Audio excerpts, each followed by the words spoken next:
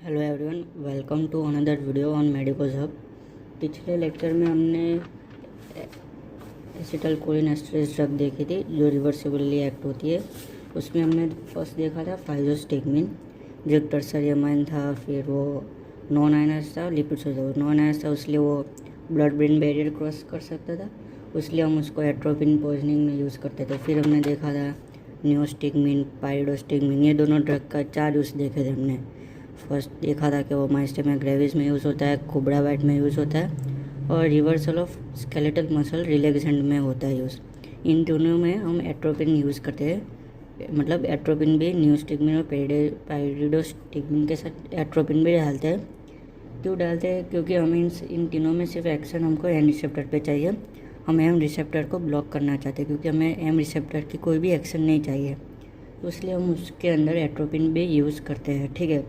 फिर हमने देखा रिवास्टिगमिन देखा, टेक्रिन देखा, डोनापेचिल देखा, गैलेंटामाइन, ये चारों के चारों अल्जाइमर डिसीज़ में यूज़ होता है। फिर हमने देखा एड्रोफोनियम।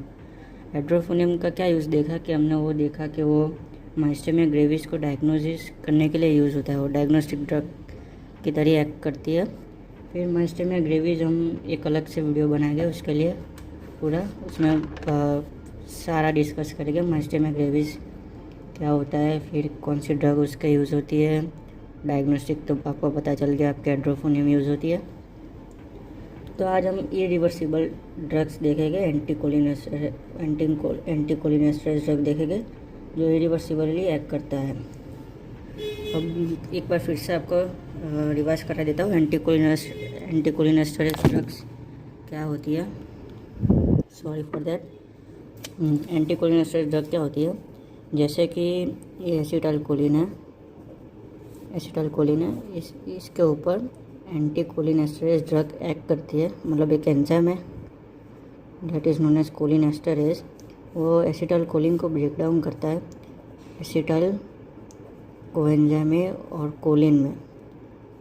और ये इससे क्या होता है, जो एसिटाइलकोलिन ब्रेक डाउन हो जाता है तो उसकी एक्शन कम हो जाती है, मतलब पैरासिम्पैथेटिक सिस्टम की एक्शन कम हो जाती है। इसलिए हमने एक ड्रग बनाई जो इस एंजाइम को ही ब्लॉक कर दे, जिसे हम बोलते हैं एंटीकोलिनेस्टेरेज ड्रग। अगर हम इस एंजाइम को ब्लॉक कर दे तो एसिटाइलकोलिन का लेवल कम नहीं होगा और वो पैरासिम्पैथेटिक सिस्टम की एक्शन चालू रहेगी। ये ड्रग भी 2 टाइप की थी, जो रिवर्सिबली बाउंड हो एंजाइम से, मतलब जब सबसे ज़्यादा हो तब ये ड्रग निकल जाए और उसका इनहिबिशन हट जाए। दूसरी टाइप थी इरिवर्सिबल, मतलब जो बाउंड रहती है एंजाइम से, वो निकलती नहीं है। ठीक है, आपने बायोकेमिस्ट्री में पढ़ा होगा reversible drugs and irreversible type. फिर ठीक है, रिवर्सिबल तो हमने डिस्कस कर दिया, तो आज इरिवर्सिबल से स्टार्ट करेंगे हम। इरिवर्सिबल एंटीकोलिनेस्टेरेज ड्रग देखो, ये मेनली कहाँ यूज़ होती है? इंसेक्टिसाइड्स में यूज़ होती है। उसके 2 एग्जाम्पल हैं, मैलाथायोन और पैराथायोन। ठीक है, मैलाथायोन और पैराथायोन ये दोनों इंसेक्टिसाइड्स में यूज़ होते हैं, मतलब इंसेक्ट को मारने के लिए यूज़ होता है। मैलाथायोन का कन्वर्जन होता है मेलेक्सोन में, किसमें? मेलेक्सोन में। और पैराथायोन का कन्वर्जन होता है पैरेक्सोन में। ठीक है, तो इंसेक्टिसाइड्स में यूज़ होती है। इसका एक्टिव कंपाउंड ये बनाता है और ये अपनी एक्टिविटी करता है। ठीक है, ये ह्यूमंस में बहुत इफ़ेक्ट नहीं करता क्योंकि इसका जो कन्वर्जन है मेलाथायोन का मेलेक्सोन का और पैराथायोन का पैरेक्सोन में, वो ह्यूमन में बहुत स्लोली होता है, इसलिए बहुत इफ़ेक्टिव नहीं है ह्यूमन में। फिर दूसरी देखते हैं इरिवर्सिबल में, जैसे कि टैबम, सहरीन और सोमान, ये तीनों 9 गैसेज है। क्या है? 9 गैसेज है। ये वर्ल्ड वॉर 2 में इस्तेमाल होती थी सोल्जर्स को मारने के लिए। ठीक है, पैरालिसिस हो जाता था इससे, 9 गैसेज से। फिर हम देखेंगे 2 तरह की पॉइजनिंग होती है इनकी। इरिवर्सिबल एंटीकोलिनेस्टेरेज में 2 तरह की पॉइजनिंग होती है, एक ओपी पॉइजनिंग मतलब ऑर्गेनोफॉस्फेट पॉइजनिंग, और एक होती है कार्बामेट पॉइजनिंग। अब इन दोनों केस में क्या सिम्टम्स दिखते हैं और कैसे इसे ट्रीट किया जाए वो हम पढ़ेंगे। ठीक है, अब क्या होता है, जब फार्मर्स की जब खेती होती है वो सब बिगड़ जाती है, तो फार्मर सुसाइड करते हैं, और सुसाइड में वो क्या लेते हैं, ये इंसेक्टिसाइड्स जो होता है वो ले लेते हैं अपने अंदर, उसको ड्रिंक कर लेते हैं, मतलब उनके अंदर ऑर्गेनोफॉस्फेट की पॉइजनिंग हो जाती है।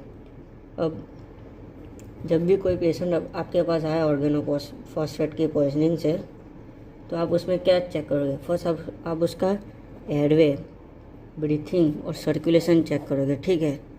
फिर आप उसकी जो जहाँ पे वो ऑर्गेनोफॉस्फेट उसने स्किन पे इंटैक्ट दिखेगा, कहाँ पे भी स्किन पे ऊपर होगा, उसे वॉश करिए। क्यों? क्योंकि जो ऑर्गेनोफॉस्फेट है उसका एब्जॉर्प्शन बहुत फास्ट होता है, और स्किन के ऊपर से भी अंदर एब्जॉर्ब हो जाता है, इसलिए हम उसको फिर वॉश करेंगे। और फिर थर्ड क्या करेंगे, अगर कोई स्टमक में उसने पी लिया है तो उसको हम गैस्ट्रिक लवाज कराएंगे। ये 3 प्राइमरी करेंगे, ठीक है। फिर इनके बाद ड्रग्स भी देंगे, पर ये 3 प्राइमरी स्टेज हो गए ट्रीटमेंट के लिए। ड्रग्स के बारे में अभी बात करते हैं। फिर हम देखते हैं कि हमने ये 3 किया पर उसका कोई असर नहीं हुआ, क्योंकि जो ऑर्गेनोफॉस्फेट ड्रग था वो एब्जॉर्ब हो गई थी। अगर वो एब्जॉर्ब हो गई तो उसकी क्या इफ़ेक्ट आती है बॉडी पे, वो देखते हैं। मेनली ऑर्गेनोफॉस्फेट मतलब अपने आगे देखा कि ऑर्गेनोफॉस्फेट का एक एंटीकोलिनेस्टरेज है, ठीक है। तो क्या होगा, एसिटाइलकोलिन का लेवल बढ़ा देगा। अब एसिटाइलकोलिन का लेवल बढ़ा देगा तो एसिटाइलकोलिन कहाँ पे एक्ट करेगा, एन रिसेप्टर और एम रिसेप्टर पे एक्ट करेगा। अगर उसका लेवल ज़्यादा है तो एन और एम रिसेप्टर की जो भी एक्टिविटी होती है वो सारी एग्जैजरेटेड कर देगा, ठीक है। कहाँ पे एक्ट करेगा, एक एन रिसेप्टर पे और एक एम रिसेप्टर पे। अब एन रिसेप्टर पे एक्ट करता है तब क्या होता है, को इनिशियली फेसिकुलेशन होता है, मतलब थोड़ी ड्रग होती है तो फेसिकुलेशन होता है, फिर फिर उसके बाद जब जब डोज बढ़ता है ड्रग का, एसिटाइलकोलिन का लेवल बढ़ता है, तब जो रिसेप्टर होता है वो डिसेंसिटाइज हो जाता है। क्या हो जाता है, डिसेंसिटाइज हो जाता है। उससे कारण क्या होता है, फ्लैसिड पैरालिसिस हो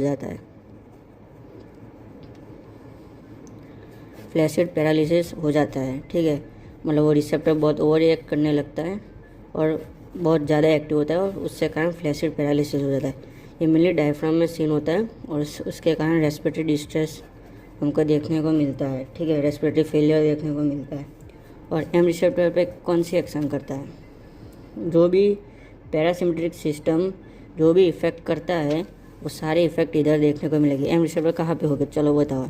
M1 पे होगा, हमने कौन सी ट्रिक बताई थी उस वीडियो में, हाँ ठीक है। M1 पे स्टमक, फिर M2 हार्ट, और M3 सारी कोई और जगह, जैसे आई में हो गया, इसमें हो गया। स्टमक में क्या करता है, पैरासिम्पथेटिक सिस्टम HCl सिक्रेशन को बढ़ाता है। हार्ट में क्या करता है, हार्ट रेट कम करता है, फोर्स ऑफ कॉन्ट्रैक्शन कम करता है। आई में क्या करता है, म्यूसिस कराता है और प्यूपिल कॉन्ट्रैक्शन कराता है। और ब्लैडर में क्या कराता है, ब्लैडर में यूरिनेशन कराता है। तो इसको याद रखने के लिए एक ट्रिक है मेरे पास, क्या है, डम्बल। क्या करेंगे, DUMBELS,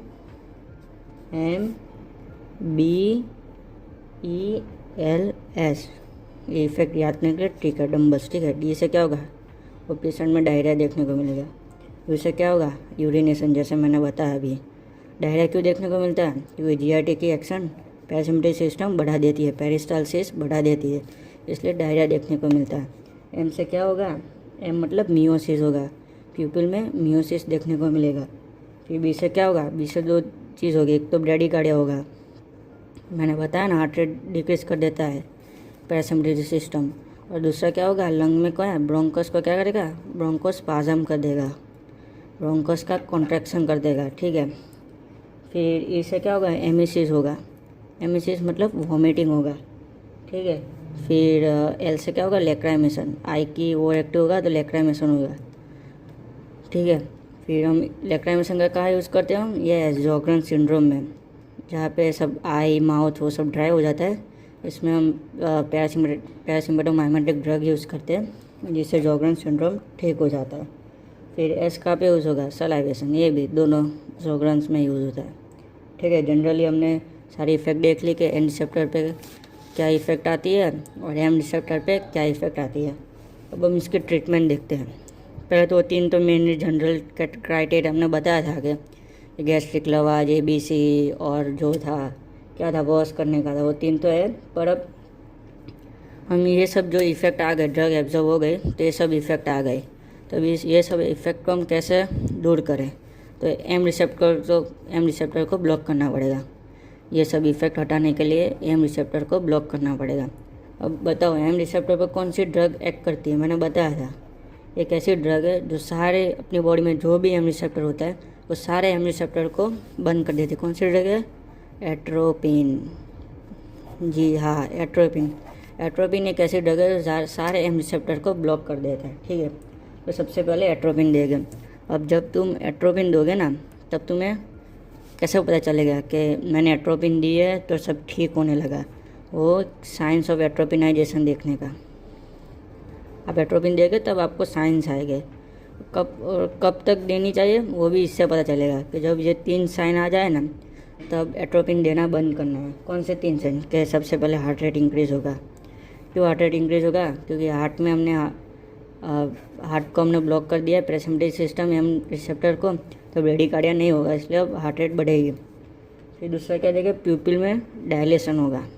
जो म्यूसिस होगा तो म्यूसिस को कॉन्ट्रैक्शन बोलते हैं, और प्यूपिल में डायलेशन मतलब मिड्रियासिस होगा। ठीक है, फिर क्या होगा? पल्मोनरी सिक्रेशन का एब्सेंस होगा। ठीक है, ये 3 चीज़ आपको देखने को मिलेगा। ये फर्स्ट एट्रोपिन देने का। फिर सेकंड, ये फ्लैसिड पैरालिसिस हुआ था, रेस्पिरेटरी फेलियर हुआ था, तो उसको कैसे ठीक किया जाए? मैकेनिकल वेंटिलेशन देने का उसको। ठीक है, फिर और क्या हम कर सकते हैं? ये 2 तो किया हमने, और हम कोलिनेस्टरेज जो अपना एंजाइम था जो इरिवर्सिबली ब्लॉक हो गया था, उसको रीएक्टिवेट करने का। अब वो रीएक्टिवेट कैसे होगा? वो एक उसका ऑक्जेम्स देने का। ऑक्जेम्स है ना, कोलिनेस्टरेज को रीएक्टिवेट कर सकते। 3 टाइप के ऑक्जेम होते हैं, एक पैम, एक डैम और एक ऑबिडॉक्सिम। ये मैं बोलता हूँ पैम और डैम, असली में इसका नाम प्रेलिडॉक्सिन है, इसका नाम है डायस्टाइल मोनोएक्साइम है। ठीक है, मोनोएक्साइम, डायस्टाइल मोनोएक्साइम और प्रेलिडॉक्सिन है। ठीक है, इसको पैम और डैम से याद करने का, और ऑबिडॉक्सिन, ये 3 होता है। अब ये वर्क कैसे करता है? ये ऑक्जेम्स वर्क कैसे करते हैं? ओपी पॉइजनिंग में। ठीक है, ओपी मतलब ऑर्गेनोफॉस्फेट पॉइजनिंग में। देखो, अब मैं पहले अभी आपको नॉर्मली कैसे वर्क करता है कोलिनेस्टरेज एंजाइम वो दिखाता हूँ। ये एक एंजाइम है, इसमें 2 साइड, एक एनायनिक साइड और एक एस्टरिक साइड। ठीक है, ये कोलिनेस्टरेज एंजाइम है। इसमें क्या होता है? एसिटाइल कोलिन यहाँ पे और यहाँ पे बाइंड होता है। अब ऐसे बाइंड होता है एसिटाइल कोलिन एंजाइम में। ठीक है, एसिटाइल कोलिन यहाँ पे बाइंड होता है, और क्या होता है? एसिटाइल कोलिन का ब्रेकडाउन होता है। किसमें? एसिटाइल कोएंजाइम ए और कोलिन में ब्रेकडाउन होता है। ठीक है, ये नॉर्मली देखने को मिलता है, नॉर्मली ऐसा देखने को मिलता है। पर जब ओपी पॉइजनिंग होती है ना, तब क्या देखने को मिलता है कि ये अपनी एनायनिक साइट और एस्टरिक साइट जो होती है, इसमें से एस्टरिक साइट पे ऑर्गेनोफॉस्फेट अटैच हो जाते हैं। उससे क्या होगा? एसिटाइल कोलिन अटैच नहीं हो पाएगा और उसका ब्रेकडाउन भी नहीं होगा। ठीक है, ये होता है। अब जब हम उसको ऑक्जेम्स देते हैं तो ऑक्जेम क्या करते हैं? देखो,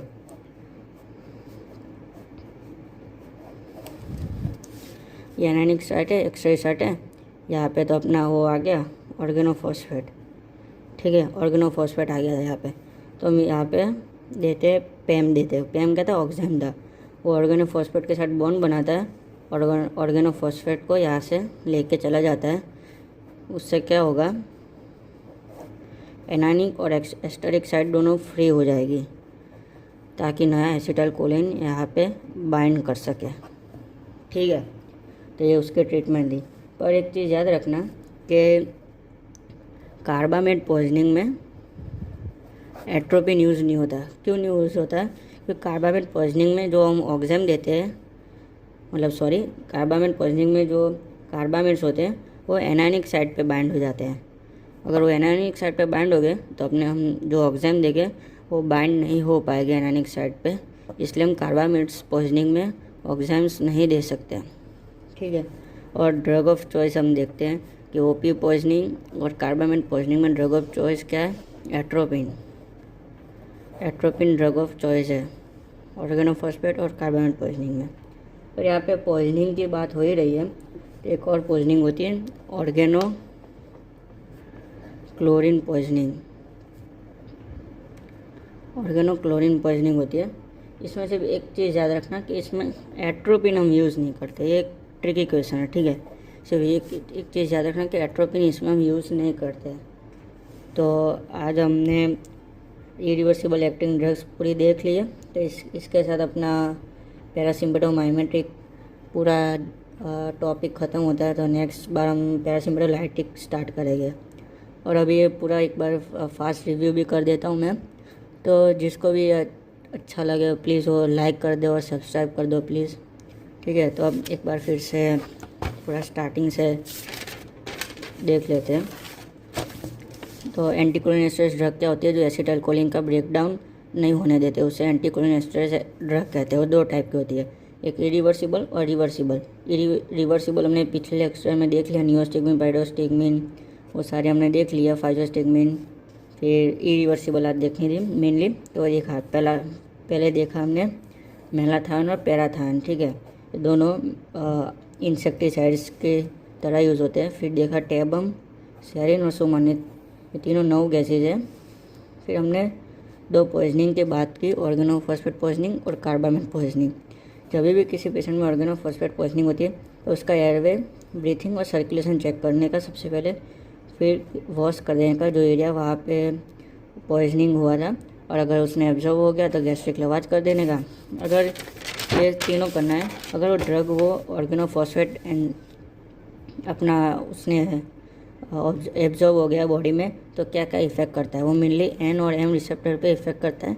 एन रिसेप्टर में रेस्पिरेटरी फेलियर करता है और एम रिसेप्टर पे वो डम्बेल्स दिखाता है।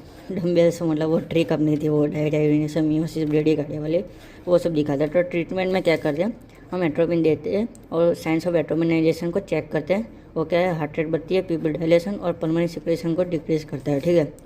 ये सब हो जाए उसके बाद ये अगर ये तीनों साइन आ जाए तो एट्रोपिन देना बंद करना है।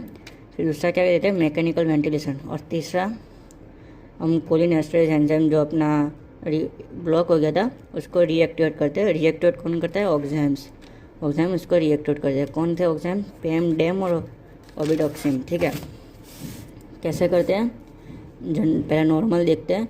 एसिटाइलकोलिन कोलिनेस्टेरेज एंजाइम में एनानिक और एस्टरिक साइड में बाइंड होता है और उसका ब्रेकडाउन होता है एसिटाइलकोलिन का।